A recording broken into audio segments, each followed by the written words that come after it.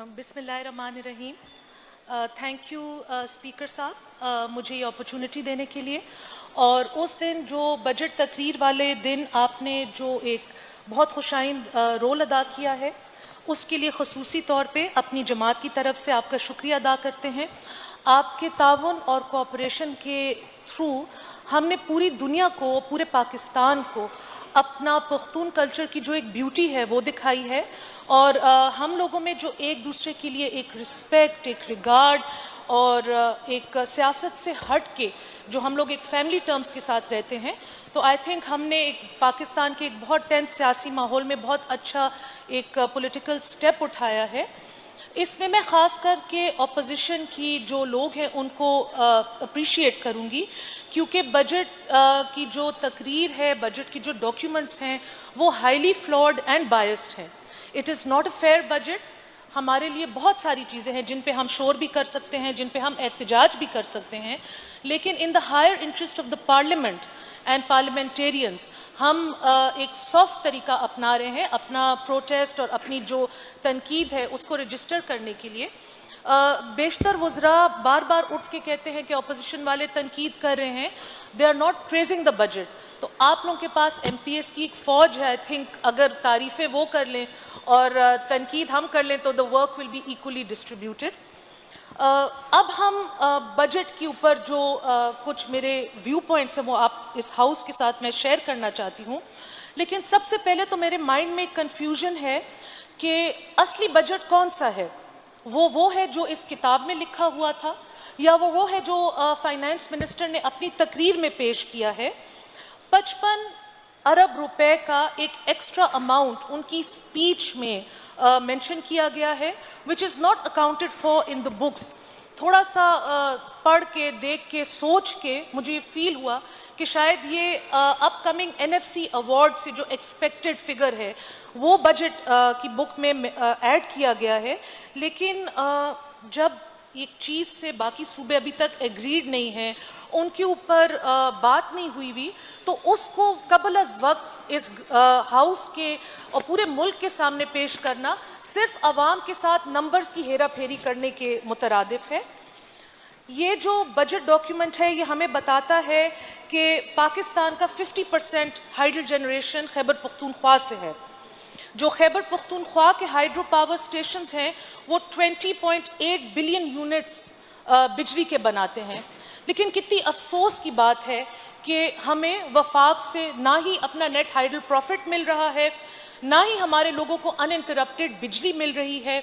और जो इस बिजली को अगर हम अपने वसाइल के ऊपर ख़ुद कंट्रोल कर सकते, जो बार बार हमारी पार्टी का मौक़िफ़ है अख़्पल ख़ावरा अख़्पल इख्तियार, हम अपनी ज़रूरियात पूरी करके अगर बाकी पाकिस्तान में ये चीज़ फिर तकसीम कर सकते, बेच सकते, तो हमारा सूबा आज इतना पीछे, अंडर डेवलप और इतनी मुश्किलात का उनको सामना ना करना होता। जो आउटस्टैंडिंग अमाउंट है नेट हाइडल प्रॉफिट का वो 650 अरब रुपीज़ है। ये कोई छोटी रकम नहीं है स्पीकर साहब कि इन्होंने उसको कारपेट के नीचे ब्रश अंडर कर दिया है। और एक नया जो हाईली फ्लॉड कैलकुलेशन सिस्टम है जिसकी वजह से हबीबुल्ला साहब ये कमेटी छोड़ के भी चले गए हैं, अकॉर्डिंग टू दैट इस साल 200 अरब रुपए और इस अमाउंट के साथ ऐड इन हो जाएंगे। तो अगर अपोजिशन अपनी ही पार्टी, अगर हुकूमत अपनी ही पार्टी से सेंटर में अपना हक मांग नहीं सकती, इस सूबे के हकूक़ के लिए एक मुकदमा लड़ नहीं सकती, तो एज अपोजिशन हम अपनी सर्विसेज इनको ऑफ़र करते हैं।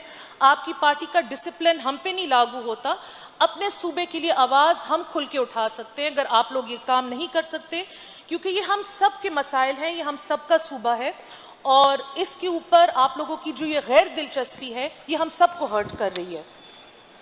बजट के कुछ और मुश्किल किस्म की इन्होंने फ़ैसले लिए हैं जो कि मैं मिनिस्टर साहब से रिक्वेस्ट करूंगी कि वो रिकंसिडर करें, क्योंकि इकोनॉमिक हालात बहुत ज़्यादा डिफ़िकल्ट हैं।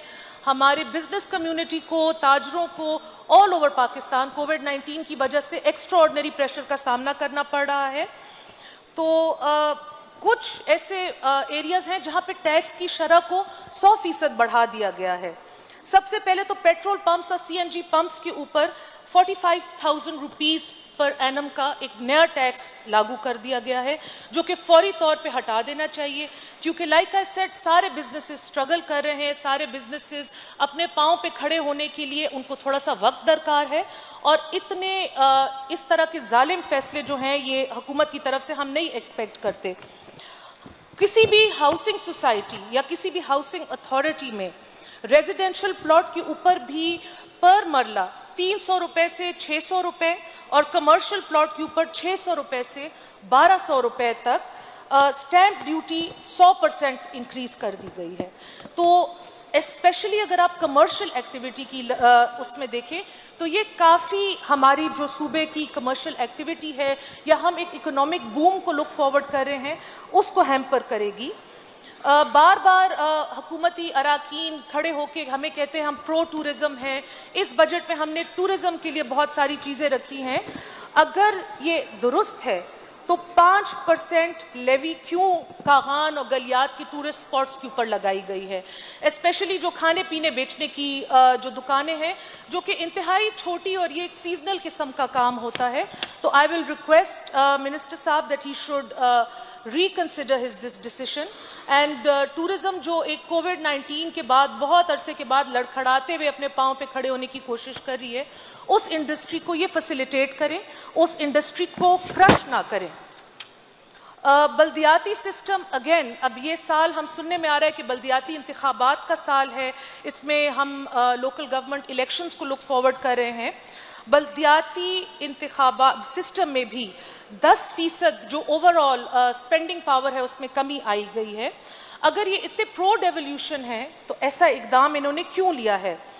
یہاں تک کہ اگر بلدیاتی اداروں اور حکومت کے بیچ میں کوئی معاہدہ بھی ہوگا اس معاہدے پر بھی ٹیکس لاگو کیا گیا ہے، اور بلدیات و اداروں کے اگر سٹورز یا مٹیریل پرچیز کی اگر کوئی بات ہوتی ہے اس پہ الگ ٹیکس عائد کر دیا گیا ہے جو سراسر ظلم اور زیادتی ہے۔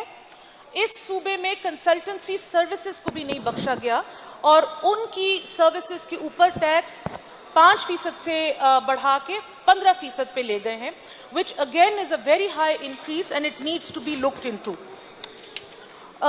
جو سیلریز کی مد میں ریز کا فگر بار بار کوٹ کیا جا رہا ہے اس کو بھی انسپیکشن کر کے دیکھ کے پتہ چلا ہے کہ بیسک پے کے اوپر 10% سیلریز کی رائز ہے، باقی جو ہے وہ الاؤنسز، سٹائپنڈز، ان چیزوں کے اوپر رائز ہے۔ سب سے پہلے تو اس آگسٹ ہاؤس سے جھوٹ نہیں بولنا چاہیے اور اپوزیشن کی اراکین کی یا عوام کی انٹیلیجنس کو اتنی ہلکی نظر سے نہیں دیکھنا چاہیے کہ آپ ہمیں ایک فگر دے دیں گے ہم اس کی تصدیق کیے بغیر اس فگر کو ایکسیپٹ کر لیں گے۔ ہم تصدیق بھی کریں گے، ہم جانچ پڑتال بھی کریں گے، اور 5% پر ایئر کے بیسس پہ جو آپ نے یہ پیسے بڑھائے ہیں یہ بہت ناکافی ہیں اور ہم اس کو ریجیکٹ کرتے ہیں۔ جو میگا پروجیکٹس ہیں لائک چشمہ رائٹ کنال، مردان میں ایک بہت بڑا ہاسپٹل ہے، پشاور میں ایک انٹیریئر سٹی میں ایک انڈر کمپلیشن ہاسپٹل ہے، ان میں کنٹینیوٹی بجٹ میں نہیں ریفلیکٹ کی ہوتی۔ حکومت کے بہت سارے پیسے ان پروجیکٹس میں پھنسے پڑے ہوئے ہیں، اور اگر ہم یہ آگے بھاگ اور پیچھے چھوڑ والی پالیسی کو اپناتے رہے تو اس طریقے سے کوئی بھی پروجیکٹ کبھی کمپلیٹ نہیں ہوگا، صرف افتتاح اور تختیص کٹیں گی اور اس کے بعد آن گراؤنڈ لوگوں کو کوئی فائدہ نہیں ہوگا۔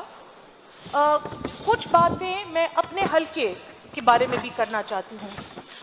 We can enter the word nepotism into this discussion because ہمیں ہمارے بڑوں سے، ہماری پارٹی سے یہ سکھایا گیا ہے کہ سیاسی مقابلہ میدان میں ہوتا ہے، مکالمے کے تھرو ہوتا ہے اور ایوان میں ہوتا ہے۔ لوگوں کے پروجیکٹس چرانے، ان کی پروجیکٹس کے اوپر تختیاں لگانے اور ان کا fund M N As and حکومتی پارٹی کی ایم پی ایس کو ڈائیورٹ کرنے سے سیاسی مقابلہ نہیں ہوتا۔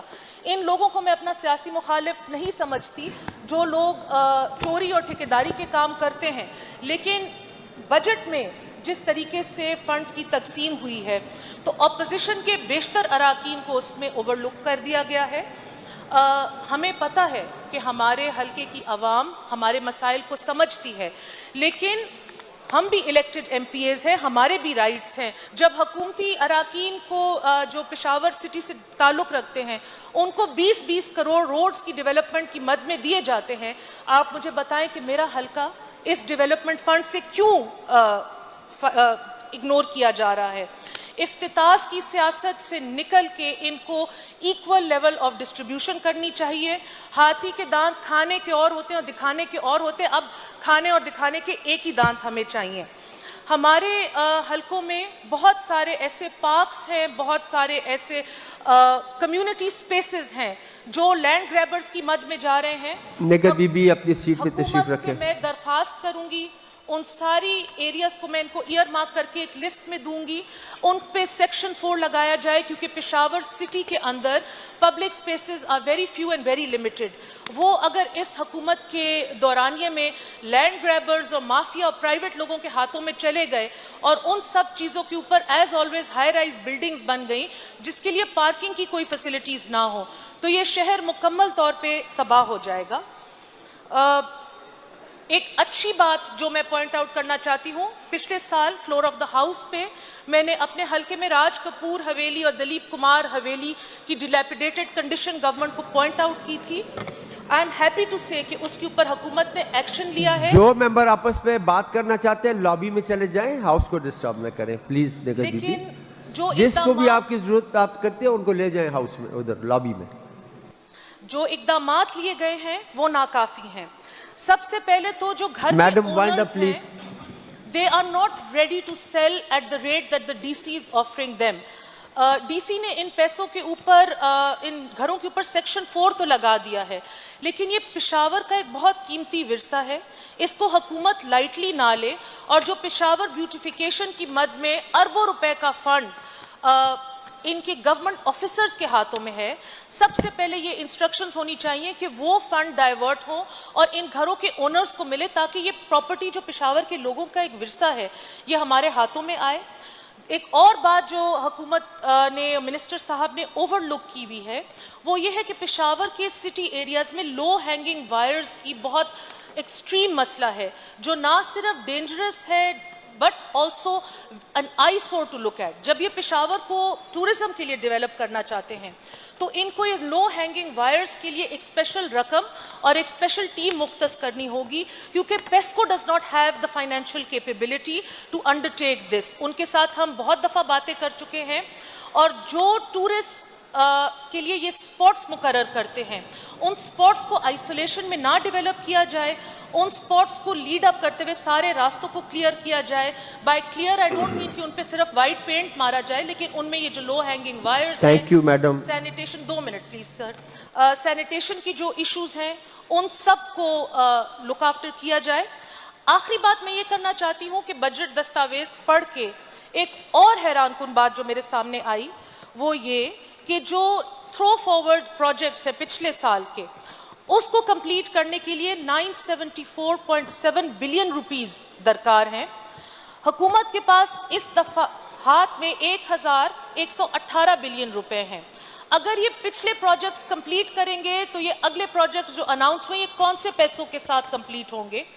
ان کو چاہیے کہ آگسٹ ہاؤس کے سامنے یہ صحیح فیکٹس اینڈ فگرز رکھیں. اور ایک I would like to end my speech with the most famous poem of this year, جو کہ اس ایوان کے اندر اور اس ایوان کے باہر جو اپوزیشن کے اراکین کو دیوار سے لگایا جا رہا ہے, ہمارے جو جذباتوں کے ساتھ کھیلا جا رہا ہے, تو اس کو انکیپسولیٹ کرتا ہے. اس کے لیے میں آپ کی 2 سیکنڈ کی اجازت چاہوں گی. We will not be turned around or interrupted by intimidation, because we know our inaction and inertia will be the inheritance of the next generation. Our blunders will become their burdens. But one thing is certain, if we merge mercy with might and might with right, then love becomes our legacy and changes our children's birthrights. Thank you, Mr. Speaker. Thank you.